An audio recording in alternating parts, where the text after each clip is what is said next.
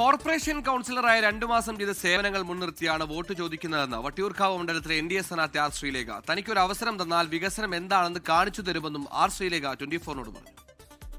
വട്ടിയൂർക്കാവ് മണ്ഡലത്തിൽ 3 മുന്നണികൾ ഇപ്പോൾ സ്ഥാനാർത്ഥികളെ പ്രഖ്യാപിച്ചിരിക്കുകയാണ്. അതിനുശേഷം ഇപ്പോൾ NDA സ്ഥാനാർത്ഥിയാണ് ഇപ്പോൾ നമ്മളൊപ്പം ചേരുന്നത്.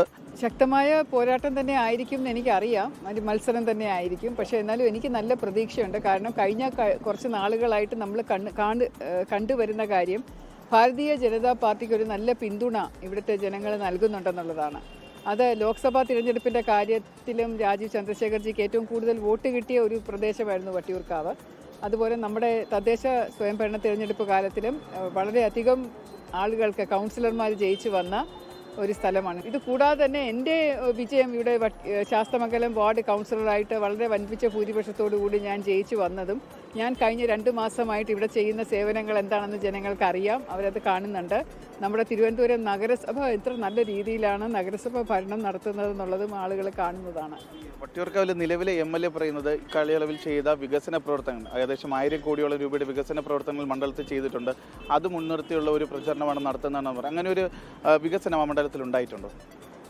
അതെ, ഒരു തുക പറഞ്ഞതുകൊണ്ട് വികസനമാകുന്നില്ലല്ലോ. അത് 1000 കോടിയോ 1500 കോടിയോ എന്ന് പറയുന്ന തുക മാത്രമല്ല വികസനം, അത് കാണണം. ജനങ്ങൾക്കത് പ്രകടമായിട്ട് അത് കാണാനും ഉപയോഗിക്കാനും അറിയണം.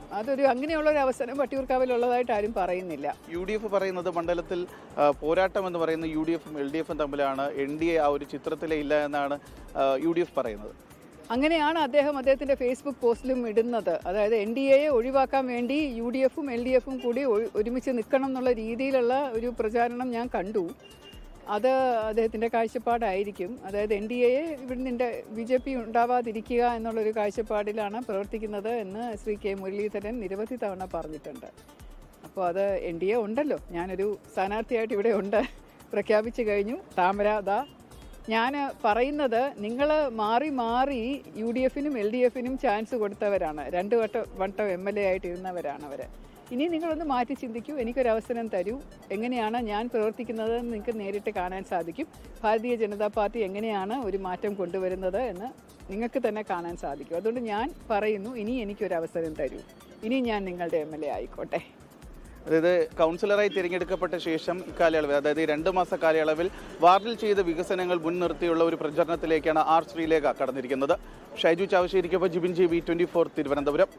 ലോകത്തെവിടെയായാലും ഏത് സമയത്തും 24 വാർത്തകളും ഓഗ്മെന്റഡ് റിയാലിറ്റി പാക്കേജുകളും എക്സ്പ്ലെയിനറുകളും വിശദമായി കാണാൻ ഞങ്ങളുടെ YouTube ചാനൽ നിങ്ങൾക്ക് സബ്സ്ക്രൈബ് ചെയ്യാം.